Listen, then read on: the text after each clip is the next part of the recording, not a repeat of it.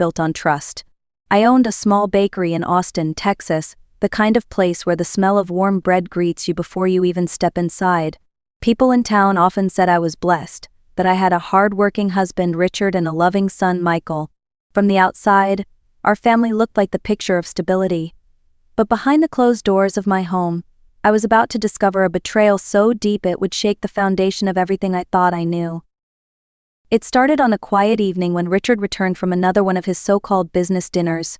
He looked exhausted, or at least he acted the part. He tossed his jacket on the couch and collapsed onto the bed without even changing clothes. As he slept, a strange perfume lingered in the air, a scent that did not belong to me. Something inside me stirred. The intuition of a wife is rarely wrong, and mine was screaming louder with each passing day.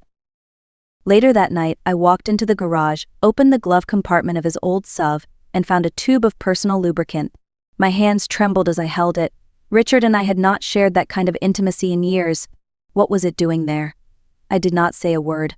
I simply replaced the contents with industrial-strength superglue.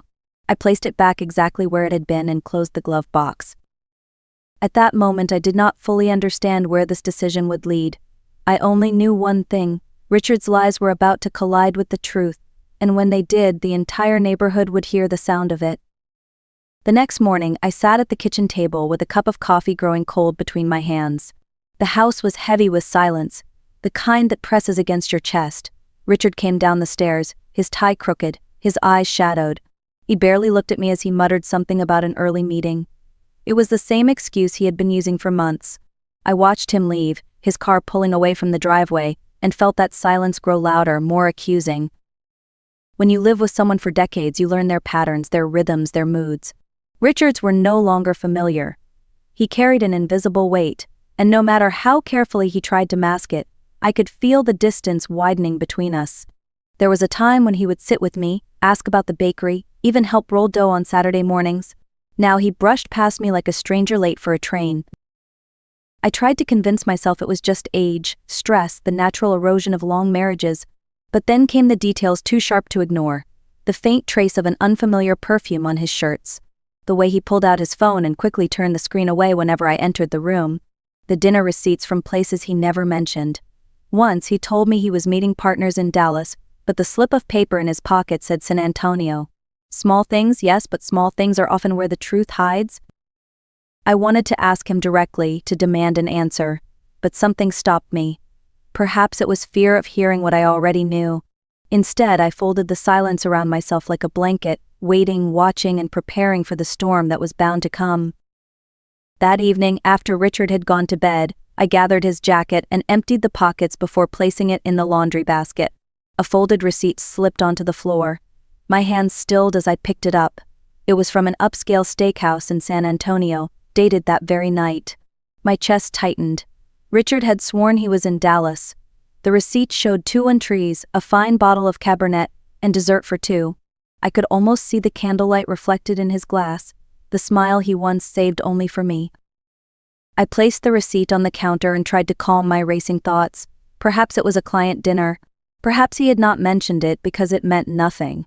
But then I remembered his words from years ago, how he hated the long drive to Dallas, yet San Antonio had always been a place of warm memories for him.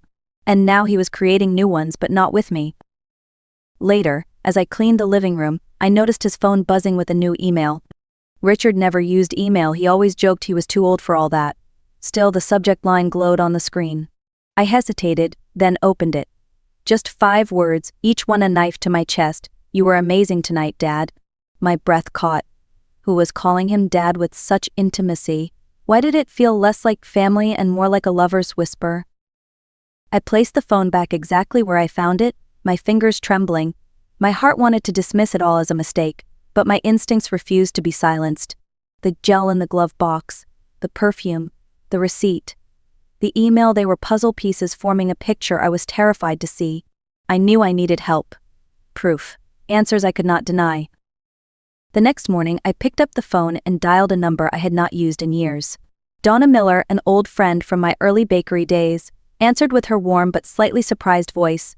We had lost touch, but I remembered her once telling me, "If you ever need to know the truth about someone, I know a man who can help." At the time I had laughed. Now my hands shook as I asked for his name. Within the hour, Donna sent me a message with a contact, Thomas Reed, private investigator. He specialized in infidelity cases, she said, and he was discreet. My pride ached as I stared at the number, but pain is easier to bear when balanced against the need for answers. I dialed, and a calm, professional voice answered. By noon, I was sitting in a small cafe downtown, the smell of roasted coffee in the air, waiting for a stranger to help unravel my life. Thomas arrived wearing a light blue shirt and carrying a small notebook. He listened without judgment as I slid a flash drive across the table, filled with photos I had taken, the gel, the napkins, the receipt, the email. My voice trembled as I explained my suspicions. He nodded slowly, jotting down details. "Mrs. Blake," he said quietly, "I will begin following your husband this afternoon. Do not worry. I will update you as soon as I can." His words steadied me, though my heart still felt like it might collapse. That evening, as I was sorting invoices at the bakery, my phone buzzed. A message from Thomas appeared on the screen. Attached was a photo of Richard walking into a restaurant. My stomach twisted as I zoomed in. He was not alone. His hand was holding another, smaller hand, and the woman beside him, her dark hair, her familiar figure was unmistakable. It was Allison, my daughter-in-law, Michael's wife, the mother of my grandchild. My entire world shifted in that moment. Betrayal had a face, and it was one I had welcomed into my family. The photo burned into my mind long after I set the phone down. Allison, the young woman I had embraced as a daughter. The one I had taught to make our family's flan recipe, who had sat at my table on holidays and called me Mom. Now she was walking hand in hand with my husband. It felt as though the floor beneath me had given way, leaving nothing but a dark abyss. Over the next several days, Thomas sent more evidence, each piece sharper than the last. A video of Richard and Allison laughing together in a dimly lit corner of an expensive restaurant. The way his eyes softened when he looked at her, a gaze I had not seen directed at me in decades. Photos of them checking into a hotel under the cover of night. And then came the audio recording, snippets of whispered conversations, caught by careful surveillance. Allison's voice, low and urgent, "Dad, hurry up with those papers. I want the whole chain of stores in my name. I want that old woman out of the picture." My stomach nodded at her words. That old woman. She was speaking about me. Richard's response was calm, almost amused. "Do not worry. Miriam trusts me too much. She will never see it coming." They were not only betraying me in love but plotting to steal the bakery I had built with my own hands. Every loaf of bread, every sleepless night, every delivery before sunrise, they wanted it all, without lifting a finger. I sat in the bakery office late into the night, the glow of the screen highlighting my lined face as I replayed the files again and again. Each word felt like a hammer shattering the fragile glass of my trust. 40 years of marriage reduced to lies. The man who once promised me forever now scheming behind my back with the very woman who had vowed to love my son. I saved every file, every photo onto a flash drive. I printed them, labeled them with dates and times, and placed them in a thick envelope. My hands moved with mechanical precision, though my heart was breaking. Betrayal is not just the loss of love. It is the theft of your past, the rewriting of your history, the mocking of every sacrifice you made. And as I stared at the pile of evidence before me, one truth became clear. If Richard and Allison thought I would surrender quietly, they had underestimated me completely. I knew I could not confront them directly. Words would only give them time to prepare lies, to cover their tracks, to twist the truth until even Michael doubted me. No, I needed more than confrontation. I needed a plan that would leave no space for denial, a moment so undeniable that neither Richard nor Allison could escape from it. Revenge, yes, but more than that, a way to reveal their deception to the world without me speaking a single word. The first step was subtle. Late at night, when Richard snored heavily in the bedroom, I crept into the garage. The tube of lubricant still sat in the glove compartment like a silent witness. With steady hands, I emptied it and refilled it with industrial superglue, drop by drop, until it looked perfectly untouched. At a glance, no one would suspect the difference. I wiped my hands clean, placed it back, and shut the compartment softly. It was a small seed planted in secret, waiting for its time to sprout. The second step required foresight. I retrieved Michael's old voice recorder from a drawer where it had sat unused for years. I replaced the batteries, set it on continuous record, and hid it behind the bedroom bookshelf, camouflaged by a family photo frame. If Richard brought Allison into our home, I would have their words, their laughter, their betrayal etched into memory. No one could call it hearsay. Finally, I prepared what I called my smoke trap. In the kitchen, I positioned a skillet of oil on the stove and tied a thin string to the igniter. I looped it through the window and attached it to a heavy coffee tin outside.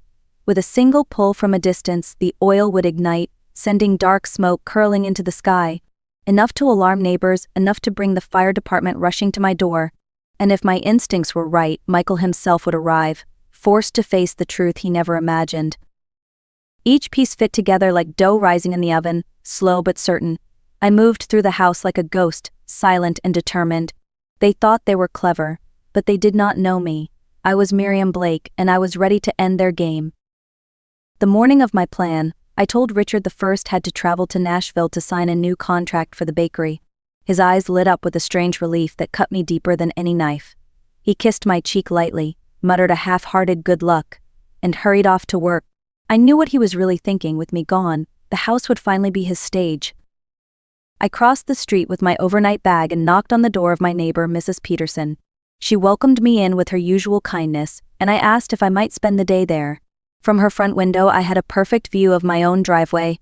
She did not press me for details, though the worry in her eyes told me she sensed more than I revealed.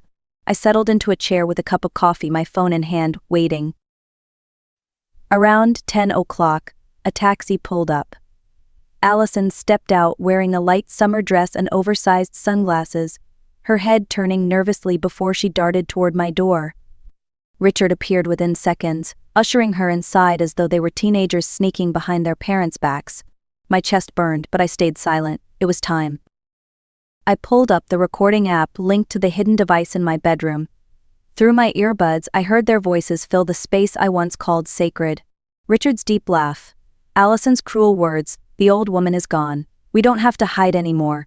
The bed creaked and I removed the earbuds before my stomach turned. Enough. It was time to finish this. I tugged the string attached to the stove. Within moments, thick black smoke poured from the kitchen window. Mrs. Peterson gasped and rushed to the door, shouting for neighbors. Fire at Miriam's house. Within minutes, half the street was outside, pointing, whispering, dialing the fire department. I stood behind the curtain, my pulse steady, my heart strangely calm. The wail of a siren echoed down the street, growing louder until a bright red fire truck screeched to a halt in front of my house. And there, climbing down from the driver's seat in his uniform, was Michael, my son. His voice rang out clear and commanding, "Get the equipment. Move fast." He led his team through the smoke, sledgehammer in hand. The door splintered under the blow, and they stormed inside. I remained at the window, knowing exactly what they were about to find: Richard and Allison, glued together in their shame, exposed not just to Michael, but to every set of eyes in the neighborhood. The chaos spilled into the street as the firefighters carried Richard and Allison out of the house, their bodies wrapped in sheets but their humiliation laid bare. Neighbors gasped, whispered, some even laughed behind their hands. Michael's face was pale as stone, his jaw tight, his eyes refusing to meet mine. He barked orders to his team, his voice steady, but I knew his heart was breaking. An ambulance rushed them to the hospital, and I followed quietly with Mrs. Peterson at my side. Hours passed in the sterile hallway before a doctor emerged, wiping sweat from his forehead. "They're stable," he said carefully. The situation was unusual.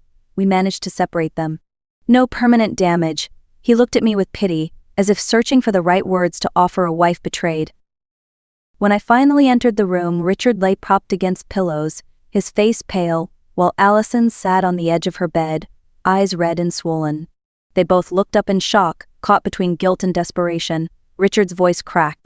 "Miriam, I can explain," but I raised my hand and cut him off. From my bag, I pulled a thick envelope and placed it firmly on the table. Inside were the photos, the receipts, the recordings, every piece of their deceit, along with divorce papers ready for his signature. "Allison," I said evenly, "you've not only betrayed me, but you've destroyed my son's trust. And Richard, 40 years of marriage end here. Sign, and do whatever you wish after, but you will do it far away from me, and from Michael." Allison sobbed, begging Michael for forgiveness, but he turned and walked out of the room without a word. Richard reached for me, his hand trembling, but I stepped back. "You made your choice," I whispered. And then I left, the door closing behind me like the final chapter of a book one would never reopen. The days after the hospital felt like walking through the ruins of a once beautiful home. The walls of my life were still standing, but the heart of it had been ripped away. Yet in that emptiness I discovered something I had forgotten, the quiet strength of starting over. Michael moved into the house within a week. He carried his suitcase in with little ceremony, his face tired but determined. "Mom," he said softly, "I need time. I can't go back there, not after what I saw. I'll help with the bakery. Whatever you need." I opened my arms, and for the first time in weeks we held each other not as mother and son bound by tragedy, but as partners facing the future together. Life at the bakery slowly returned to rhythm. I rose before dawn, kneading dough while Michael handled orders and deliveries. Customers filled the small shop, their kind words carrying me through the hardest days. Mrs. Peterson stopped by often, buying her favorite flan and reminding me with a gentle smile, "You're stronger than you think, Miriam." Her faith in me became a balm for wounds that still stung. Evenings were quieter now. Michael and I shared simple meals at the kitchen table: bread, soup, sometimes just coffee and cake. One night he asked me, almost shyly, "Mom, can you make flan this weekend, like you used to?" I smiled, a real smile, and said, "Only if you help stir the caramel." His laughter filled the room, a sound I thought I might never hear again. In that moment I realized healing had begun. I also began to carve out space for myself. I joined a cooking club at the community center, where women my age swapped recipes and stories. On Sundays I returned to church, sitting quietly in the pews, praying not for Richard or Allison, but for Michael and for myself. Slowly I felt light seeping back into places once dark. The betrayal had taken much, but it had not taken everything. I still had my son, my bakery, and my will to rise again. Looking back now, I see the betrayal for what it was, not just a broken marriage but a test of my spirit. Richard and Allison thought they could strip me of my dignity, my bakery, and even my family. They succeeded in breaking my heart, but they failed to break me. In the end, they were left with shame, while I remained with what truly mattered. The bakery stands as proof of that. Every morning, when the smell of fresh bread fills the air, I am reminded of the life I built with my own 2 hands. Customers come through the door not just for pastries but to share a smile, a story, or a kind word. And beside me, Michael works with quiet strength, healing in his own time, showing me that love between a mother and son is stronger than any storm. If there is one lesson I carry from all this, it is that intuition should never be ignored. A woman's instinct is not weakness, it is wisdom earned through years of love, sacrifice, and survival. And when betrayal comes, as cruel as it may be, we are not powerless. We can stand, rebuild, and even thrive again. So to anyone listening, if this story touched your heart, let me know where you are hearing it from. Share it, subscribe, and join me for more stories of resilience and truth. Together we remind the world that no matter what is taken from us, our strength can